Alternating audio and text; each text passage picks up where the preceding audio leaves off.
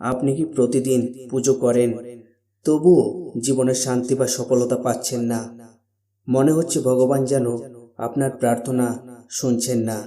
তাহলে সাবধান, আপনি হয়তো অজান্তেই এমন কিছু ভুল করছেন যা আপনার ঘরের মন্দিরকে অশুভ করে তুলছে।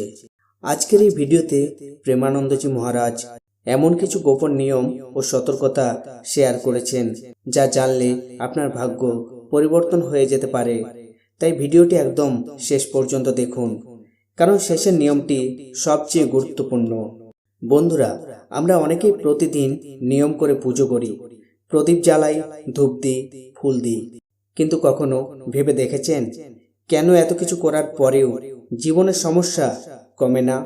শাস্ত্র মতে শুধু পুজো করলেই হয় না, সঠিক নিয়মে, সঠিক পদ্ধতিতে এবং পরিষ্কার পরিচ্ছন্নভাবে পুজো করা জরুরি। আর এই ছোট্ট ছোট্ট নিয়মগুলোই ঠিক করে আপনার ঘরে ইতিবাচক শক্তি থাকবে নাকি নেতিবাচক শক্তি। প্রদীপের সঠিক নিয়ম। প্রথমেই আসি প্রদীপের কথায়। প্রদীপ শুধু আলো নয়, এটি শক্তির প্রতীক। ধাতুর প্রদীপ, পিতল বা তামা হলে প্রতিদিন পরিষ্কার করুন। সম্ভব হলে গঙ্গা জল দিয়ে ধুয়ে নিন, কারণ ময়লা প্রদীপে নেতিবাচক শক্তি জমে যায়। আরেকটা গুরুত্বপূর্ণ বিষয়, মাটির প্রদীপ কখনো দ্বিতীয়বার ব্যবহার করবেন না।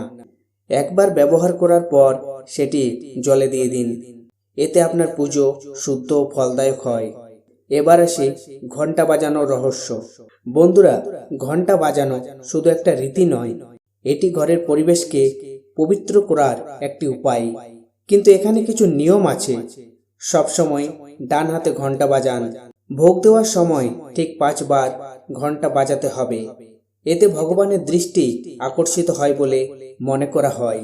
সকালে ঘন্টা বাজানো খুব শুভ, কিন্তু সন্ধ্যায় ঘন্টা বাজানো এড়িয়ে চলাই ভালো।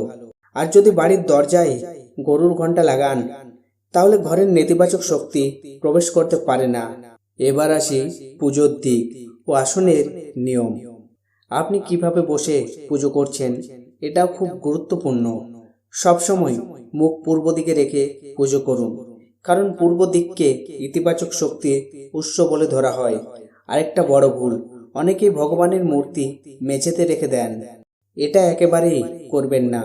ভগবানের আসন আপনার বসার জায়গা থেকে অন্তত 10 ইঞ্চি উঁচুতে রাখুন, এতে সম্মান বজায় থাকে এবং শুভ ফল আসে। এবার জানা যাক সবচেয়ে বড় ভুলগুলো, যার জন্য আপনার পুজো সম্পূর্ণ বৃথা হয়ে যেতে পারে। এক হচ্ছে, সিঁড়ির নিচে মন্দির তৈরি করবেন না। বেডরুমে মন্দির রাখা অশুভ।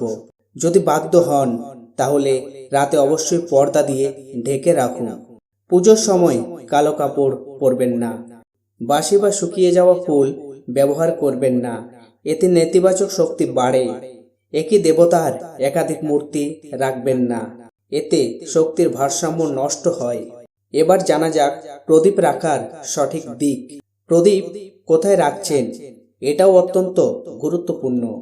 ঘিয়ের প্রদীপ রাখুন ঠাকুরের বাম দিকে, তেলের প্রদীপ রাখুন ডান দিকে, প্রদীপের মুখ রাখুন উত্তর বা পূর্ব দিকে।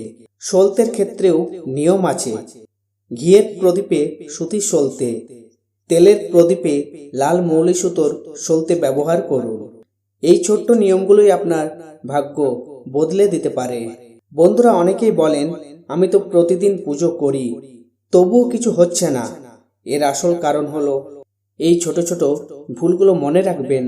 শুদ্ধতা প্লাস সঠিক নিয়ম প্লাস ভক্তি সমান পূর্ণ ফল।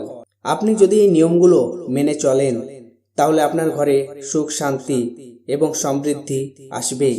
যদি ভিডিওটি ভালো লাগে, তাহলে লাইক করুন, কমেন্টে লিখুন জয় শ্রী কৃষ্ণ।